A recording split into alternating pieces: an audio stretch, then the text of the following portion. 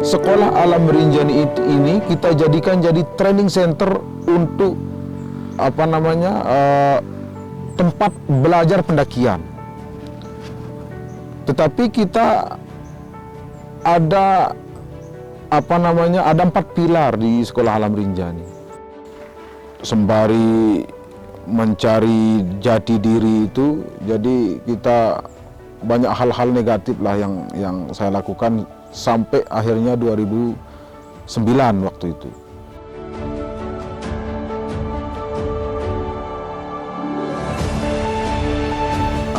Nama saya Amir Riis, saya asli dari Sembalun. Saya lahir 1987. Saya mulai menimba ilmu di di Madrasah Ibtidaiyah Semeru Lawang. Setelah itu Madrasah Senawiyah Semeru Lawang. Dan selanjutnya saya ke Selong untuk melanjutkan sekolah di SMK Negeri 1 Selong.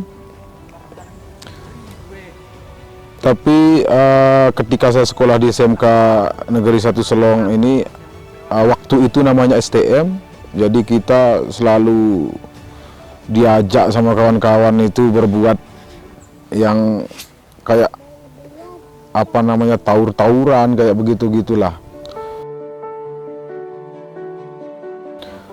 Jadi banyak sekali wisatawan datang dengan guide-guide-nya yang dari luar itu masuk ke desa kami, sehingga kami merasakan ketidaknyamanan gitu. Kenapa kok mereka bisa, kita tidak? Kita rundinglah sama kawan-kawan pada 2009 itu. Sehingga akhir 2009 itu kita buat namanya Komunitas Bajang Sembalun Kreatif. Dari situ kita bersama-sama dengan kawan-kawan berangkat ke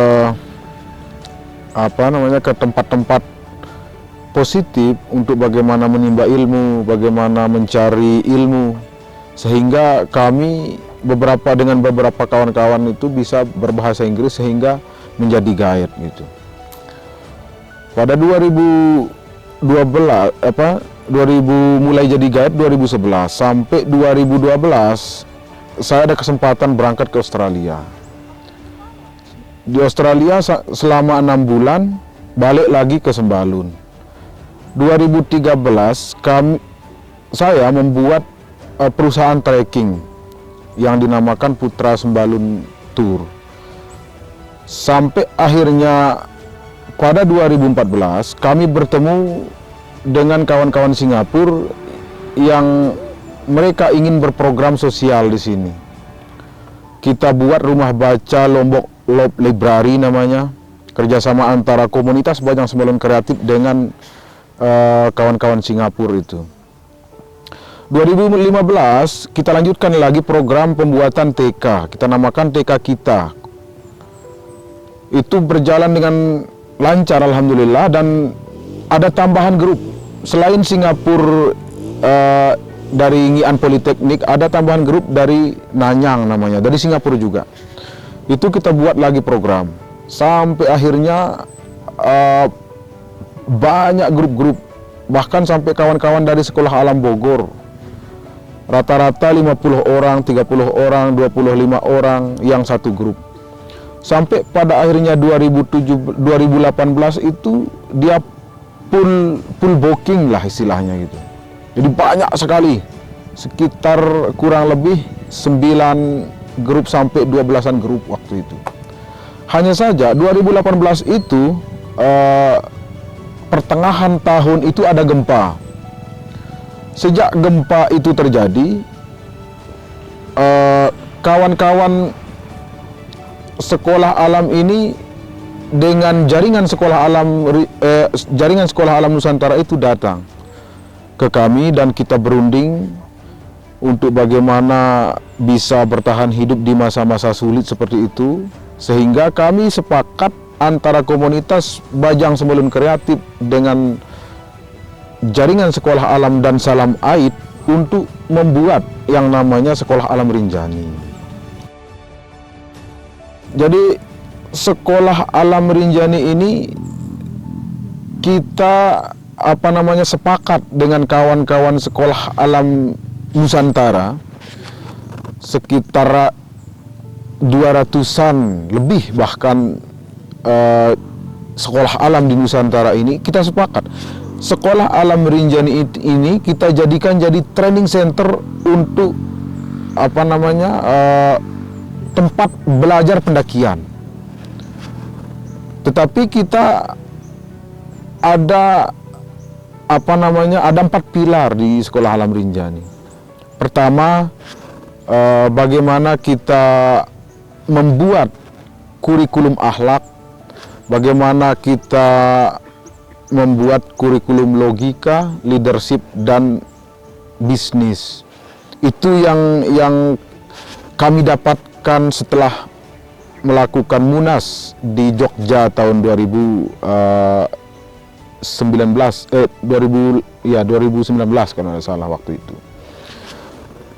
Nah, dari situ kami bagaimana karena kesepakatan semua kawan-kawan kita yang ada di Sekolah Alam Rinjani ini, sehingga terjadi side plan-nya seperti ini.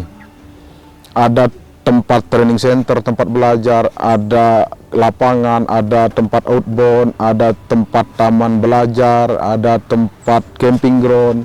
Inginnya masih membuat PKBM. Jadi di bawah PKBM itu ada taman belajar, ada kursus-kursus menjahit, kursus bahasa Inggris, kursus mengemudi, kursus guiding, dan lain sebagainya. Tempat ini sendiri, ini tempat dibuka oleh Bapak saya sendiri, dan saya izin ke Bapak dan saudara saya berlima, ada 2 perempuan, 2 laki-laki.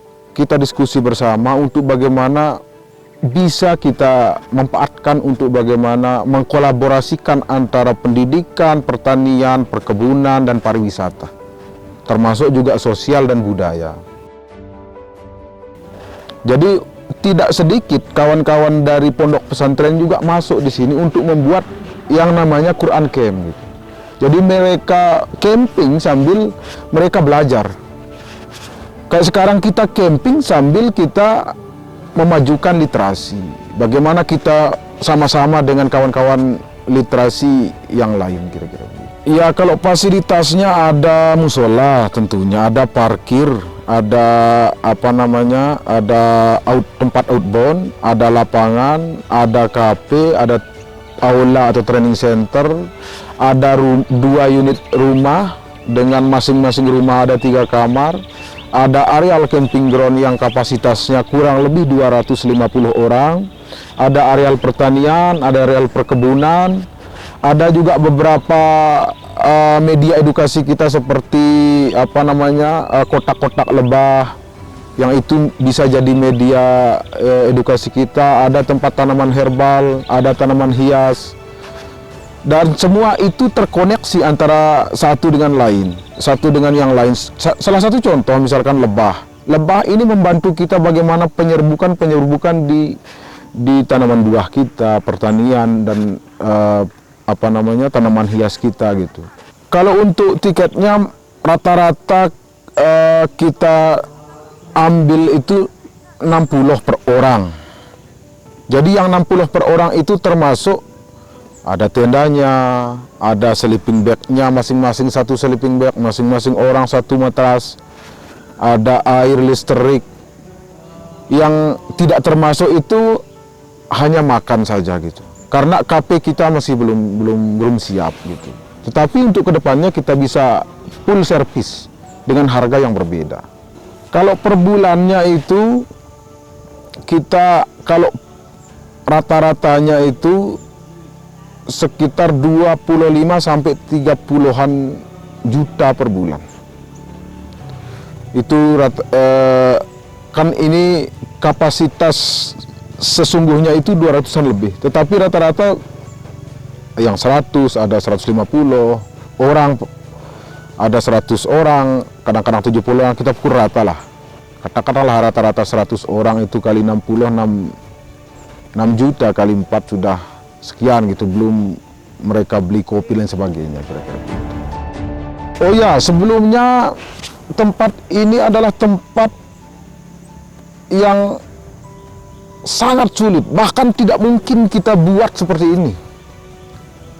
Sekarang kawan-kawan lihat, kalau sekarang ini bisa kawan-kawan lihat rata, tidak ada apa-apa, nyaman, ada toilet dan lain sebagainya. Kalau dulu toilet tidak ada, training center tidak ada, musola tidak ada, berugak apa, semua bangunan ini tidak ada. Yang ada hanya hutan dan semak-semak. Adapun kita pakai berkebun juga sedikit. Jadi pesan saya untuk kawan-kawan semua, bagaimana kita membuka jaringan selebar-lebarnya dengan mengedepankan akhlak kita kepada sesama, kepada alam, kepada Yang Maha Kuasa, dan bagaimana kita bisa mengontrol diri kita sehingga kita bisa meraih. Di situ ada kesabaran, dan kita harus berani bersusah-susah, bahkan berani berdarah-darah untuk bagaimana mencapai cita-cita kita bersama, sehingga semua apa yang kita inginkan, apa yang kita mau itu bisa tercapai. Jangan